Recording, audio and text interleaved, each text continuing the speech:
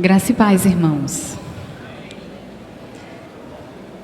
Estou bastante emocionada e grata a Deus por estar aqui e, ao mesmo tempo, sob o temor e o tremor do Senhor, porque a responsabilidade é enorme, os irmãos têm ciência disso, e clamando ao Senhor para que Ele fale ao coração dos irmãos, como Ele falou ao meu, no momento em que eu estava estudando, preparando esse conteúdo para a gente conversar nessa manhã. A gente vai começar orando e a gente vai fazer do mesmo jeito que fez da outra vez. O pastor deu essa orientação. A gente deixa as perguntas para o final e aí, uns 10 minutos, um tempo antes de terminar, a gente abre para que os irmãos façam suas perguntas. O pastor tem que estar aqui, né? Porque qualquer coisa, o socorro bem presente está, né? Precisa estar. Então, gente, a gente vai orar agora. Vamos orar.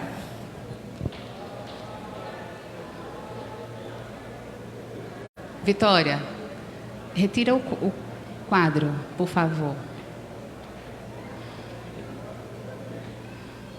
Isso. Vamos orar. Senhor, graças te damos, ó Senhor, por estarmos em tua casa, aqueles que estão, Senhor, nos ouvindo de suas casas, de onde eles estão, outros lugares tantos. Obrigada, Senhor, porque a tua palavra chega a nós e chega mais distante. E em tudo isso o teu nome é glorificado. Que o Senhor venha nos abençoar. O Senhor sabe a nossa pequenez, a nossa incapacidade de fazer a tua obra por nós mesmos. Mas, ó Senhor, estamos aqui na tua dependência. E nós não faremos se o Senhor não fizer. Tua palavra precisa prosperar, Senhor. E é o Senhor quem faz isso. Então, glorifica o teu nome nessa manhã. Nada somos sem o Senhor. Nada podemos sem o Senhor. Abençoe-nos, Senhor. Em teu nome, em nome de Jesus, o nosso Redentor, é que nós oramos. Amém. Meus irmãos, eu vou precisar ler aqui porque, infelizmente, eu não estou enxergando o que está ali na TV, mas tudo bem. Nós estamos conversando sobre a visão panorâmica do Velho Testamento. Isso. E a gente vai só fazer uma lembrança daquilo que... Eu vou precisar, às vezes, olhar para lá, então eu peço desculpas aos irmãos pelo movimento. Nós estamos estudando essa visão panorâmica, fomos de Gênesis 1 até Gênesis 3 com o pastor Edson. E a gente precisa só relembrar algumas questões que são bem básicas disso tudo, que o autor de Gênesis é Moisés, o período em que ele escreveu o livro está aí registrado. O leitor original, sempre é importante a gente pensar nesse leitor original. As pessoas que foram alvo, não digo, as pessoas que foram alvo da mensagem e qual o propósito da mensagem para aquelas pessoas. Isso é fundamental quando a gente vai estudar o texto bíblico. E aí o leitor original, Moisés estava escrevendo para o povo de Israel que estava prestes a entrar na terra prometida. Tinha saído do Egito, estava naquele período de transição, tinha vivido como escravo no Egito e estava nessa iminência de entrar na terra prometida. E o propósito era ensinar o povo de Israel o que Deus tinha para eles como nação, tendo como pano de fundo o início da história, desde a criação, a vida dos patriarcas e falar sobre o culto a Deus. A gente não pode esquecer que eles eram escravos numa terra politeísta e estavam entrando também numa terra politeísta. Então eles precisavam ter sobre si o temor do Senhor e entender o culto a Deus. E aí ele vem, como eu já falei, o contexto era esse. Pode passar, Vitória. Como a gente já falou, já foi tratado de Gênesis 1 a 3, quando foi ensinado sobre a queda. E é importante a gente lembrar, a gente tem um ponto de partida aqui. Gênesis 3, 22 a 24. Eu vou pedir que os irmãos abram, por favor, suas Bíblias.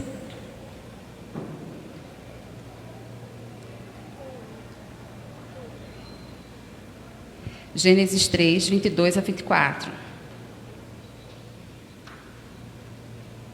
Eu gostaria de chamar a atenção para um aspecto do final da história, aquilo que a gente viu semana passada, mas chamando a atenção para uma questão aqui. Todo mundo abriu? Gênesis 3, 22 a 24. Vamos ler juntos? Então, disse o Senhor Deus: eis que o homem se tornou como um de nós, conhecedor do bem e do mal, assim que não estenda a mão e tome também da árvore da vida e coma e viva eternamente. O Senhor Deus, por isso, o lançou fora do jardim do Éden, a fim de lavrar a terra de que fora tomado. E expulso o homem, colocou querubins ao oriente do jardim do Éden e o refugiu de uma espada que se revolvia para guardar o caminho da árvore da vida. Esse texto. O que é que ele está dizendo? Que tinha, além das árvores que eram comuns para a alimentação, o sustento deles, tinha duas árvores especiais. Qual era? A que a gente conhece muito bem é a árvore do conhecimento do bem e do mal. Mas não tinha apenas a árvore do conhecimento do bem e do mal, que era uma árvore especial. Ali também estava a árvore da vida. E o que a gente entende é que se eles comessem, eles seriam eternos. E a graça de Deus tirou o homem do jardim para que ele não tivesse acesso à eternidade no seu estado pecaminoso. Imagine se nós não morrêssemos. A morte é uma tragédia, mas ela põe limites à vida humana. E Deus faz isso. Guardem essa imagem da árvore do conhecimento do bem e do mal, mas guardem também a árvore da vida que estava no jardim, certo? E aí a gente segue, a gente vai para Gênesis, capítulo 4. Isso. Ele é dividido em duas partes, o capítulo 4, que é o que a gente vai tratar hoje, né? Espero que a gente consiga chegar até o final. Capítulo 4, do versículo 1 até o versículo 16, é a história de Caim e a história de Abel. E do 17 ao 25 é sobre a descendência de Caim. Normalmente a gente lê o texto bíblico ou até conhece a história desde criança. Quem está na igreja desde a sua infância ouviu muito essa história de Caim e de Abel, mas ela tem diversas implicações e detalhes que às vezes passam despercebidos. E a gente vai tentar trazer esses detalhes hoje pela manhã, para a gente conversar um pouco sobre essa situação, sobre a questão de Caim e de Abel. E aí a gente vai ver que o cenário, vamos pensar em que cenário essas pessoas estavam, qual era o contexto nesse momento. E a gente vai ver que eles tinham sido expulsos do jardim, eles foram impedidos de retornar ao jardim. Eles quem? Adão e Eva, ok, primeiro casal. Eles iniciam a vida de trabalho para garantir o alimento, foi isso que Deus disse que ia acontecer, e eles não terão acesso à árvore da vida que eu acabei de falar. Veja que tem um texto aí, Gênesis 3:22, que a gente leu, que diz isso: não estenda a mão e tome também da árvore da vida e coma e viva eternamente. E aí inicia a história da civilização humana. Pronto, esse é o ponto. A partir da saída deles do jardim, inicia a história da civilização humana. E aí, nessa história da civilização, a gente vai conversar sobre um aspecto importante que precisa estar muito claro na nossa mente, que é o papel de Adão e a relação entre nós e Adão. Eu sei que causa muita revolta em muita gente, e a gente escuta isso, dizer assim: como assim Adão pecou e eu pago? Já ouviram isso? Já ouviram esse tipo de coisa? Já passou pela cabeça de vocês?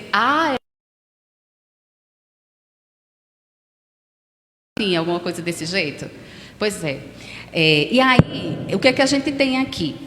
Adão, a gente precisa entender que Deus, como nosso Criador e como justo juiz, determinou na eternidade que Adão seria o nosso representante. Toda a raça humana estava em Adão. Portanto, aquele estado de Adão, que é chamado de do estágio probatório, nós estávamos ali em Adão. A decisão dele seria repassada, replicada, imputada a todos nós. Então, isso precisa ser entendido como básico. Quer a gente goste, quer a gente não goste, quer a gente queira, quer a gente não queira. É a realidade. Ele é Deus e nós não.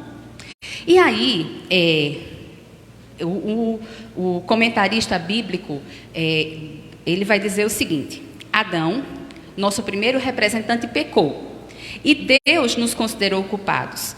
Esse é simplesmente o modo como Deus estabeleceu que a raça humana viveria. Deus considera a raça humana como um todo orgânico, uma unidade representada por Adão como cabeça. Todos estávamos em Adão na provação do Éden. Entenda uma coisa, gente, que eu achei importante e interessante nisso aí para a gente destacar. Deus considera a raça humana como um todo orgânico. Ok, uma unidade representada por Adão como cabeça. Vocês conhecem uma outra situação em que Deus considera um povo como uma unidade? Um todo orgânico com um cabeça? O que é? A igreja. Olha que coisa linda, mas é só um spoiler, tá? Vamos seguir. E aí, Romanos 5, 12, 19. Vamos abrir? Romanos 5, 12, 19. Eu vou pedir que quem encontrou já pode ler, por favor. Fique de pé e lê alto para a gente ouvir.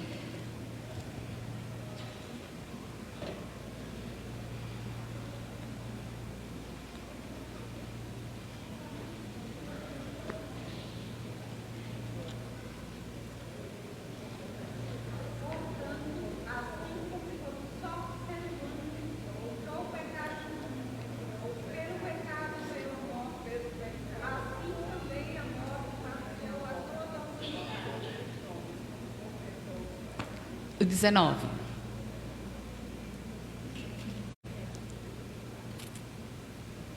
O 12 e 19. Leram os dois?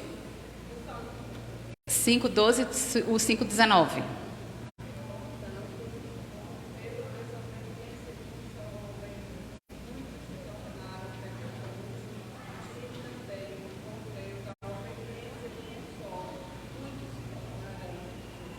Ok, olha aí.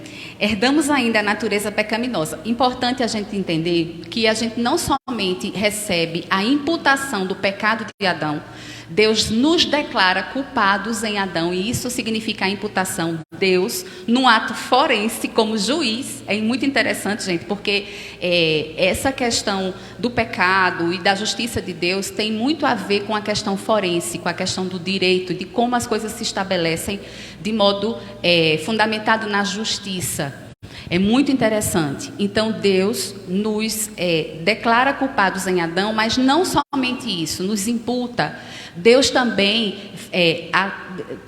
faz com que a natureza pecaminosa ela passe para a gente. Então, nós não somos apenas responsáveis como Adão, mas nós também somos pecadores. Nós herdamos a natureza pecaminosa. Então, nós não somente recebemos, tal qual Adão, a culpa do pecado, como nós pecamos. Então, não é só Adão. Há quem diga que se nós estivéssemos no lugar de Adão, nós faríamos a mesma coisa. E aí, herdamos a natureza pecaminosa, a disposição para o pecado. Cada parte do nosso ser está maculado pelo pecado. Tudo. O intelecto, as emoções, os desejos, decisões, metas, razões, tudo. E aí tem um texto de Romanos 7, 18 para fundamentar. Só que, louvado seja o Senhor, nosso Deus, que nos amou antes da fundação do mundo, que essa história não para aí. Vitória? A gente viu, leu, que assim como pelo ato de um, muitos se tornaram muitos, mas na verdade todos tornaram-se pecadores, também pelo ato de um, muitos, e aí o muitos é importante, tornaram-se justos. E aí está falando sobre quem? Que é o segundo Adão. Então não esqueçam isso. Jesus é o segundo Adão. Deus tem um povo representado em Cristo. Isso desde a fundação do mundo. Se é assim, o que você deve temer como algo que vai separar você do Senhor? A gente tem Romanos que fala isso, né? Quem nos separará do amor do Senhor? Quem nos separará da sua graça? Quem nos separará da obra redentora que Ele fez em nosso lugar? Quem pode nos condenar? Nós estamos representados em Cristo. A justiça de Cristo, conquistada na cruz, é imputada aos seus servos. Olha a imputação novamente. Então, se vocês ouvirem alguém reclamando por causa de Adão e das consequências na nossa vida, ali é uma porta aberta para que você fale sobre o segundo Adão. E dizer, venha cá, essa história não é assim somente, deixe-me lhe apresentar uma solução. E aí você tem a porta aberta para falar do evangelho para essa pessoa. Maravilha! Adão, nosso primeiro representante, pecou, Deus nos considerou culpados, mas Cristo, representante de todos os que nele creem, obedeceu perfeitamente a Deus e Deus nos considera justos por causa dele. Deus nos considera nova raça, redimidos por Cristo como um todo orgânico, uma unidade representada por Cristo como cabeça do seu povo. Por que é importante a gente pensar nisso? E aí vem a pergunta da próxima tela, que é: qual a relação com o nosso contexto de estudo? O que isso tem a ver? Por que você está falando sobre isso? A gente está falando sobre Caim e sobre Abel. E aí a gente tem que lembrar o seguinte: toda a história da raça humana, gente, ouçam bem, guardem isso. Toda a história da raça humana, na verdade, é uma síntese entre dois tipos de pessoas. Entre os descendentes da serpente e os descendentes da mulher. Aqueles que estão em Adão, ponto, e aqueles que estão em Cristo. Não existe outra divisão que explique a humanidade. Então, a gente tem ideologicamente outras divisões, né? E aí vem a história do opressor e do oprimido, e vem todas as divisões que isso gera, de quem é negro com quem é branco, de quem é pobre, de quem é rico, de quem é hétero, de quem é homo, ou seja lá a escolha que fizer, enfim. Mas, na verdade, toda a humanidade resume-se nessa divisão, sob a perspectiva bíblica, que é os que estão em Adão e os que estão em Cristo. A descendência da mulher e a descendência da serpente. Por que a descendência da mulher? Por que a descendência da mulher? Onde é que está isso? Gênesis 3, quando Deus diz o quê? O descendente da serpente, não é isso? Que vai ferir o calcanhar do descendente da mulher. O descendente da mulher vai ferir a cabeça da serpente, não é isso? Então, esse descendente da mulher que viria e destruiria Satanás de uma vez por toda e toda a sua obra. Quem é esse descendente da mulher? Óbvio, é Jesus. Então, os que estão em Jesus e os que não estão nele, ponto. E aí a pergunta: você tem convicção de onde você está? Se você está em Cristo, você que está ouvindo de casa, você que está nos ouvindo, tem convicção? O Espírito de Deus testifica com o nosso espírito que somos filhos de Deus. Louvado seja o Senhor por isso. Podemos ter essa convicção. E isso não nos torna melhores do que ninguém. Nos torna mais agradecidos, porque é pela graça, não é por nosso mérito. Louvado seja o Senhor por isso. E aí tem dois tipos de pessoas: os descendentes da serpente, que são os filhos de Adão, e os descendentes da mulher, que são representados, que estão em Cristo. E aí a gente chega em Caim e Abel. Agora sim, vamos para o Gênesis 4, por favor.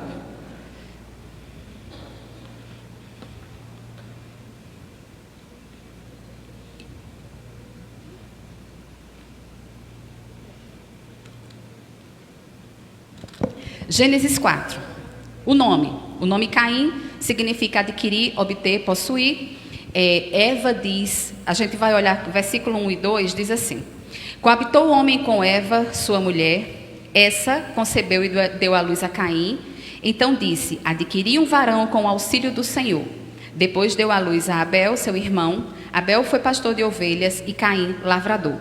Então a gente vê o quê? A gente vê aqui em Eva, que Eva faz referência ao seu primeiro filho como a ideia de adquirir, possuir, mas vindo do Senhor. Há algumas pessoas que dizem assim: Eva foi salva? Adão foi salvo? E a gente vai ver que aqui já mostra que Eva tinha dependência do Senhor. Ela reconhecia que o seu filho tinha vindo dele. A gente não vê uma atitude de rebelião de Eva contra o Senhor. Então aqui a gente tem uma evidência de que sim, Eva andou com o Senhor, andou ou pelo menos corrigiu o rumo da sua vida junto ao Senhor. Interessante que o termo que é usado aqui para o Senhor é Yahvé, que não é o Elohim. O Elohim é o sentido de Deus, mas um Deus universal. O Deus universal, não um. Deus do ponto de vista universal, criador de todas as coisas. O Yahvé é o sentido do Deus do pacto, aquele com quem temos um pacto. E isso está presente na fala de Eva. Então mostra essa aproximação entre Eva e o Senhor. E Abel significa vapor, hálito, ideia de efêmero. Veja, o primeiro tem um quê a mais, não tem? Quando ela fala de Adão, de Caim, né? Adquirir com o auxílio do Senhor. A ideia, gente, é que a partir de Eva existia no povo de Israel a expectativa do Redentor. As famílias tinham seus filhos e aguardavam, esperavam que aquele filho homem fosse o Redentor. Isso vai perpassar a história do povo de Israel, a história do povo hebreu. E aí, a Abel, ela não dá tanta ênfase a Abel, tanto é que ela vai chamar de hálito, de sopro, de algo que é efêmero, que passa rapidamente. É a visão. Há quem diga até que era algo meio profético que Eva fez, sem saber o que aconteceria mais adiante. Por favor. Meu irmão, por favor, dê uma... Isso. Não, um pouco antes.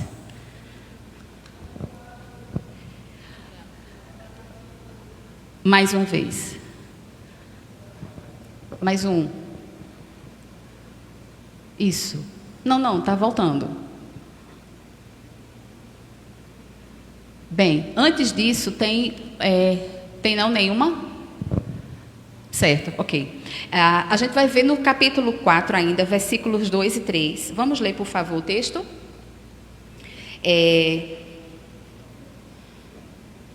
Quando a gente aqui vai falar sobre o trabalho deles. Abel foi pastor de ovelhas e Caim, lavrador.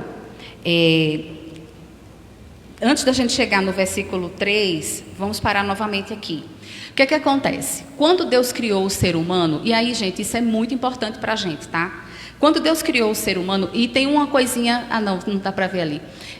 Quando Deus criou o ser humano, quando Deus criou Adão e criou Eva, Deus deu a eles mandatos. O que são os mandatos? São ordenanças de Deus para que ele se relacionasse com Deus, que é o mandato espiritual, pudesse se relacionar e criar sociedade e viver em comunidade, que é o mandato social, mas cuidar do mundo criado, desenvolver tecnologia, política, arte, enfim, o que permeia uma sociedade, uma civilização.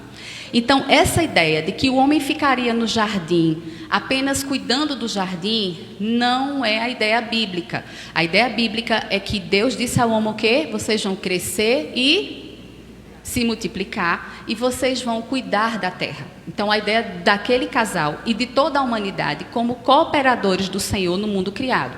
E aí vem os 3 mandatos. Mandato cultural, que é as relações interpessoais, o mandato social, que é o cuidado e o desenvolvimento do mundo criado, e o mandato espiritual, que é o relacionamento com Deus. A gente vai ver aqui que com a queda, isso não se perde de todo. A gente continuou, isso não se perde. A gente fez tudo isso. A gente está vendo o início aqui. Caim e Abel estão exercendo o seu trabalho. Um cuida da terra e lavra a terra e colhe, e o outro cuida de ovelhas, cria ovelhas. Então, o mandato cultural está aqui presente. Só que tem um detalhe, é que nós, né, os descendentes de Adão, humanamente falando, os seres humanos, nós cumprimos os mandatos, mas cumprimos de modo desordenado. Então, o que a gente faz? No cuidado com o mundo, a gente faz mal feito.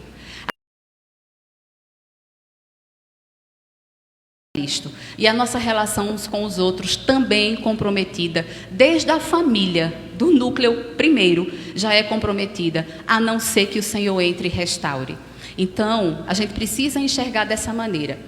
E aí eu quero chamar a atenção disso, por quê? Porque existe um apelo hoje na nossa sociedade, de uns anos para cá, sobre a questão ambiental. E aí vem toda a noção de que o ser humano vai destruir esse planeta. Não vai, tá? Não vai, porque Deus não deu isso ao ser humano. O Senhor é quem vai dar um ponto final, não somos nós. Então, não tenham medo, você que está em casa, achando que a gente vai destruir o planeta Terra, a gente não vai. A gente sofre as consequências, isso sim. Pontuais, locais, a gente sofre, mas destruir o planeta a gente não vai. Mas, por outro lado, o Senhor nos deu a ordem do cuidado. Então, como nós, Igreja do Senhor, estamos nos relacionando com essa questão do cuidado com o meio ambiente, do cuidado com o mundo criado. E aí não é só o meio ambiente, porque a noção ecológica vai além. São as relações também.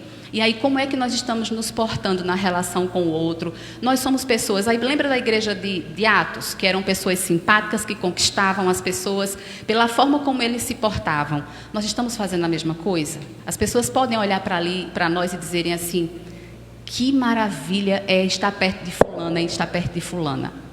Olhe que aluno, olhe que profissional. As pessoas podem dizer isso de nós? Isso é cumprimento do mandato. Isso honra ao Senhor, Ele nos fez para isso. Para que a gente desenvolva, se relacione bem com Ele e com o nosso próximo. E aí a gente vê aqui a Caim e Abel colocando em prática o mandato cultural, nesse desenvolvimento, o início do processo. E aí, Gênesis 4, 3 e 5, a gente vai ver o seguinte... As coisas vão mudando aí de figura, não é apenas agora o trabalho, mas vem a ideia de oferta, de tributo e de culto. Vamos lá, ler 4, 3 em diante. Aconteceu que no fim de um tempo, trouxe Caim do fruto da terra uma oferta ao Senhor. Abel, por sua vez, trouxe das primícias do seu rebanho e da gordura deste. Agradou-se o Senhor de Abel e de sua oferta, ao passo que de Caim de sua oferta não se agradou. Vamos parar aí. A gente vai ver a noção de oferta como noção de tributo, como noção de...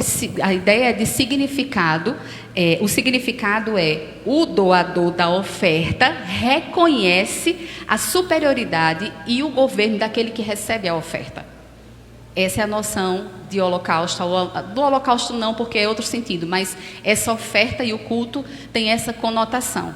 Por exemplo, no momento em que nós trazemos o dízimo à casa do Senhor, nós estamos reconhecendo que aquele que nos dá o nosso sustento é aquele que governa e ele é maior do que nós. E nós nos submetemos e devolvemos a ele aquilo que cabe. Então, essa noção estava presente nesse sentido de oferta. E aí... Uma coisa muito importante, o adorador e a sua oferta são inseparáveis. Isso está presente no texto, isso está presente naquilo que acontece com Abel e com Caim. A gente vê, pode passar, isso agora. Eu quero que a gente vai abrir esses textos, mas antes vamos pensar o que foi que aconteceu aqui. Abel oferece a sua oferta. E a Bíblia diz que Deus se agradou de quê? Da oferta? Deus se agradou de quê? Olha o texto. Agradou-se o Senhor de Abel e da sua oferta. Ao passo que de Caim e da sua oferta não se agradou. Então, a oferta e o ofertante são indissociáveis para o Senhor. Antes dele aceitar a nossa oferta, o nosso culto, ele precisa nos aceitar. E é pelos nossos belos olhos que isso vai acontecer?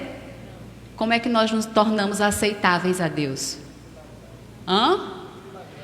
Pela graça. Mas, qual é o nome? Com a motivação certa no coração. Como é que nós nos tornamos aceitáveis para Deus? Só tem um caminho, pela nossa obediência. A gente consegue obedecer a Deus? Como Ele merece, precisa e requer? Só tem um caminho para que nós sejamos agradáveis ao Senhor. Por meio de Cristo. Só é encontrados nele. Nós precisamos estar em Cristo. Então não tem preparação que Deus aceite se nós não estivermos em Cristo. Porque a nossa justiça não existe. Coloca na balança as nossas boas obras. Coloque na balança os nossos pecados. A Bíblia diz que se nós quebramos o mandamento, nós somos responsáveis e culpados por todos os outros. Está tudo ligado. Alguém consegue ser justo diante de Deus por si só? Mas a gente fez tão boas obras. Gente, eu vou confessar aqui, tá? Eu rezava o texto ajoelhado em caroço de feijão, achando que assim eu ia chegar mais perto de Deus. No meu esforço, resolvi alguma coisa? Não. Só em Cristo. Só em Cristo. E aí, a gente vem para cá e a gente vê que Deus aceitou a oferta de Abel e não aceitou a de Caim. Há quem diga que é porque Caim trouxe o quê? Frutos, certo? Ele trouxe do produto da terra. Há quem diga que foi por isso, porque a oferta precisava ser derramamento de sangue. Como é que sabia disso? Porque quando Adão peca, quando Eva peca, e eles fazem a roupa para si de folhas de figueira, Deus diz não, não é assim. E aí ele mata um animal e faz a roupa do animal para ele, que aquilo ali, a gente viu na aula passada, o pastor explicou, apontava para o sacrifício de Jesus. Nenhuma solução humana é suficiente para o problema do pecado. Só o Senhor pode responder a esse problema. E aí ele traz, Adão traz isso e ensina a seus filhos. E aí há quem diga, o problema é porque Adão, ou melhor, Caim, não trouxe oferta de sangue. Ele trouxe dos frutos da terra. Só que a gente vai ver em Levítico, depois que... A gente sabe que a revelação ela é progressiva, tá? As coisas vão acontecendo e Deus vai se revelando ao longo da história. A gente vai ver lá em Levítico que existia oferta que era do fruto da terra também. Então o problema não foi o modo, porque Caim trouxe do seu trabalho, do fruto do seu trabalho. Só que tem um detalhe que a gente pode perceber nessa descrição, que é um indicador para a gente do que aconteceu.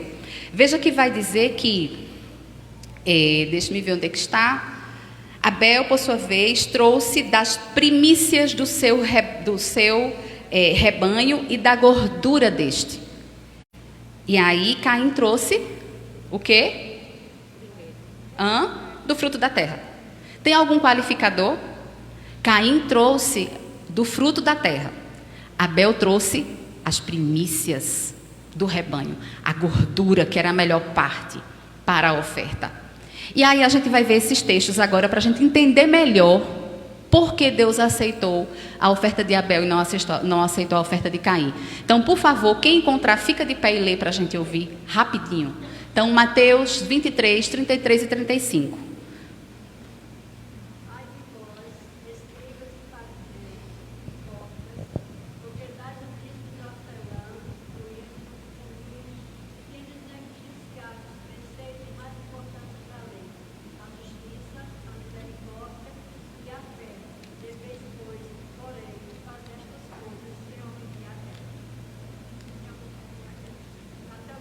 Trinta e cinco.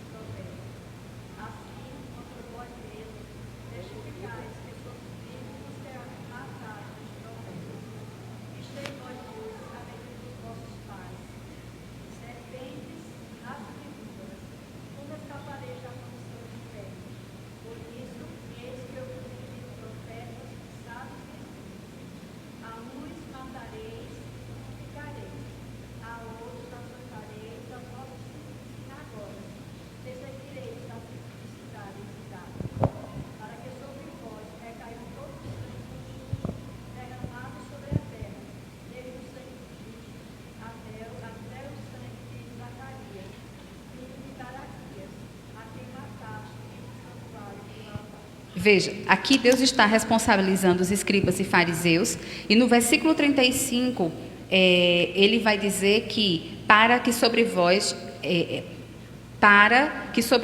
recaia todo o sangue justo derramado sobre a terra, desde o sangue do justo Abel. Olha a referência que a Bíblia faz a Abel em Mateus como justo. Hebreus 11:4. Quem lê, por favor? Pela fé, Abel ofereceu a Deus sacrifício mais excelente do que Caim, pelo qual teve testemunho de ser justo, tendo a aprovação de Deus quanto às suas ofertas, por meio da fé, mesmo depois de morto, ainda fala. Gente, esse texto é belíssimo e eu preciso que vocês guardem esse texto na mente. Hebreus 11:4 vai dizer que Abel fez o quê? Ofereceu o quê? Sacrifício o quê?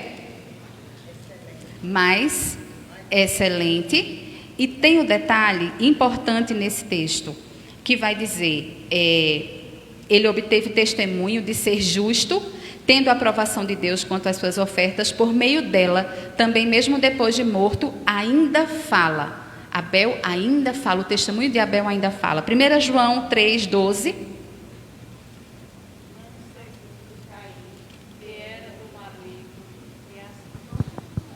Pode ler, tem nada não, lê as duas. Não segundo Caim, que era do maligno, e assassinou a seu irmão. E por que o assassinou? Porque as suas obras eram más, e as de seu irmão justas. Abel é designado da Bíblia como sendo justo. E Caim? E Judas 4:11, a gente vai ver aqui que ele vai falar dos falsos profetas e falsos mestres, e ele atribui como se eles fossem descendentes ou herdeiros de Caim. Então, Caim é associado ao culto, ao falso culto e à falsa religião. Caim recebe na Bíblia essa designação, essa característica. E aí, isso não fica claro no texto de Gênesis, mas quando a gente aprofunda e vai para esses outros textos, a gente entende por que Deus aceitou as obras de Abel, a oferta de Abel, e não aceitou a oferta de Caim. Porque Abel era justo diante de Deus. Abel tinha o temor do Senhor. Caim tinha? Não. Caim era perverso. E Deus sabia disso. Por isso que aceitou Deus a oferta, Abel e a sua oferta, e não aceitou Caim e a sua oferta. Gente, isso fala muito sério ao nosso coração. Muito sério. Porque muitas vezes nós temos toda a cultura de igreja. Vivemos, participamos, nos relacionamos, cumprimos, ofertamos, cantamos. Mas o Senhor conhece o nosso coração. Ele sabe quem somos. E só isso vai valer diante dele. As nossas melhores obras nada são para o Senhor. Precisamos estar realmente, verdadeiramente lavados pelo sangue de Jesus, redimidos pelo Cordeiro que se entregou por nós. O fracasso de Caim no culto e a aceitação de Abel evidenciam a bifurcação. Era aí que eu queria chegar. Chamando a atenção de vocês. Por que a gente falou tanto lá do começo de Adão como nosso representante? A gente falou sobre a divisão entre os seres humanos, que são os descendentes da mulher e os descendentes da serpente. Aqueles que estão em Adão e aqueles que estão em Cristo. O que é que a gente vê na história de Caim e Abel? O começo dessa divisão. Nitidamente o começo dessa divisão, a oposição entre esses dois grupos de seres humanos. Enfrenta hoje. O que é que ela enfrenta? Será que é diferente? Ela enfrenta o quê? A oposição dos filhos de Adão. A oposição daqueles que estão em Adão na serpente. Querendo ou não, gostando nós ou não, você que está em casa, a Bíblia fecha dessa forma. O mundo jaz no maligno. Não há meio termo, não há em cima do muro, não há neutralidade. Ou alguém está em Cristo, ou alguém está fora dele. O que foi que Jesus falou? Quem comigo não ajunta, espalha. Não tem outra realidade para o ser humano. Ou está em Cristo, ou está fora dele. E aí a gente vai ver, deixa eu ver quanto tempo eu tenho. A gente vai ver agora a reação de Caim. Gênesis 4, 5, vai mostrando, agora a gente vai vendo aquilo que estava no coração de Caim, vai se manifestando. Olha, o versículo 5 vai nos dizer que, ao passo de que Caim, sua oferta não se agradou, irou-se, pois, sobremaneira Caim e descaiu-lhe o semblante. Então, lhe disse o Senhor, parou. Caim se ira contra o Senhor, porque foi rejeitado por ele. Caim poderia ter se arrependido. Caim se ira contra o Senhor e contra Abel. A inveja, a maldade, a malignidade do coração de Caim toma ainda mais espaço. Mas olha que maravilha, o que é que acontece? Então, versículo 6. Lhe disse o Senhor, por que andas irado? E por que descaiu o teu semblante? Se procederes bem, não é certo que serás aceito? Se todavia procederes mal, eis que o pecado jaz à porta, e o seu desejo será contra ti, mas a ti cumpre dominá-lo. A semelhança do que aconteceu com Adão, Deus procura Caim. Deus vai em busca de Caim. Deus é o Deus que busca.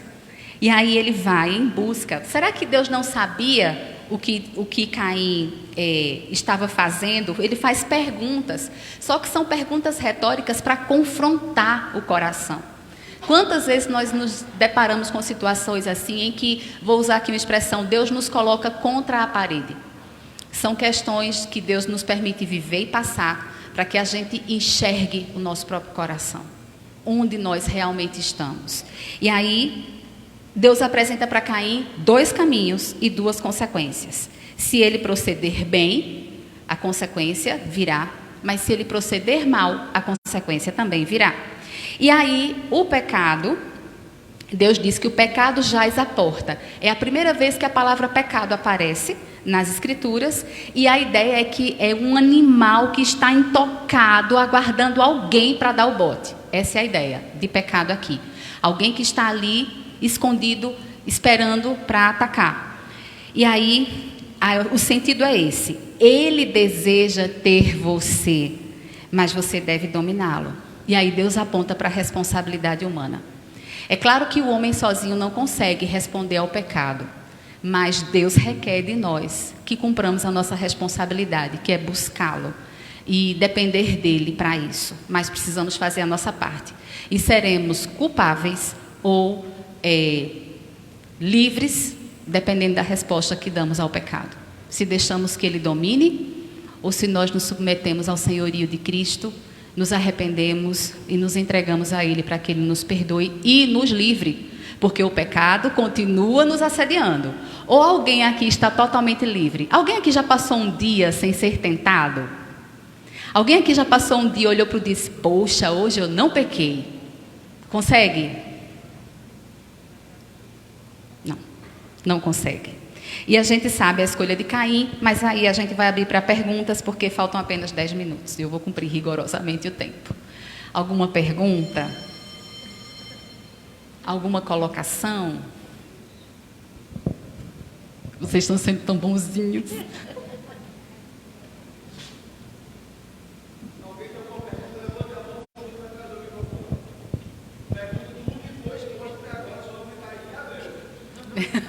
Bom.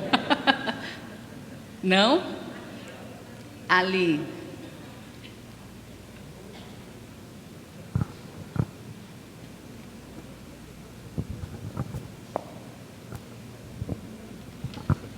Bom dia a todos.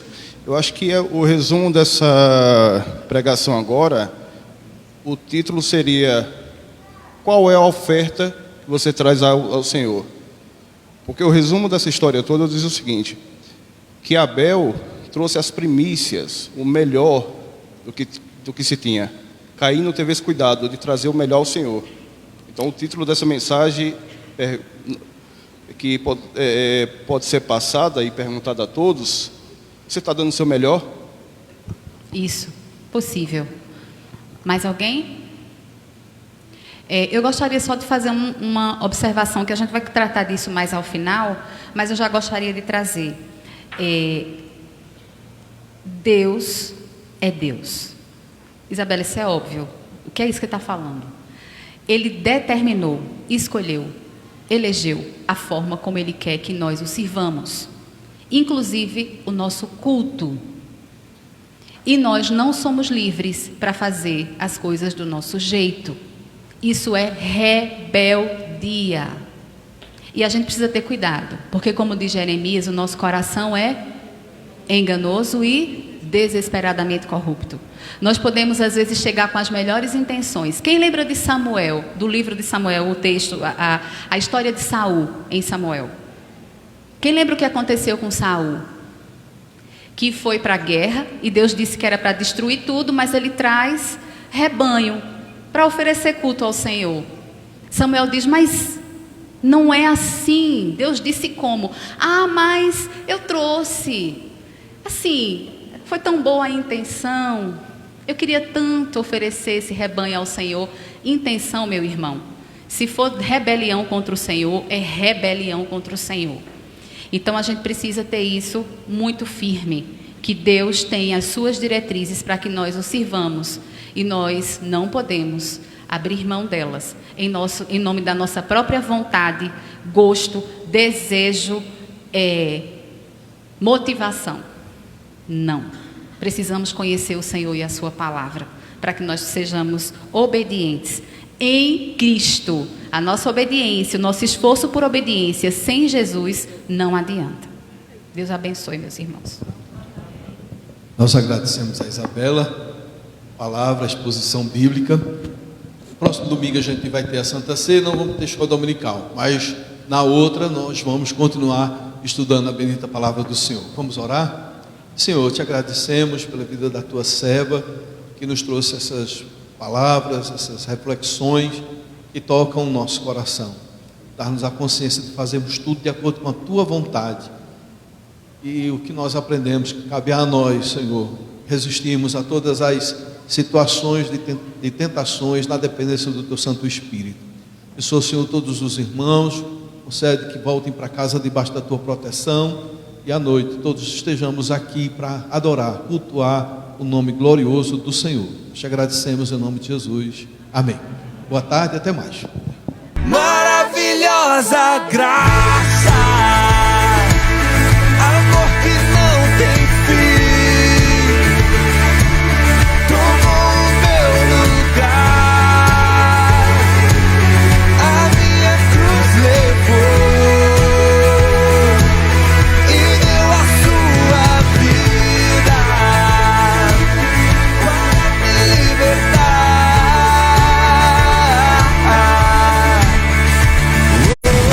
Jesus, eu canto pelo que fez por mim.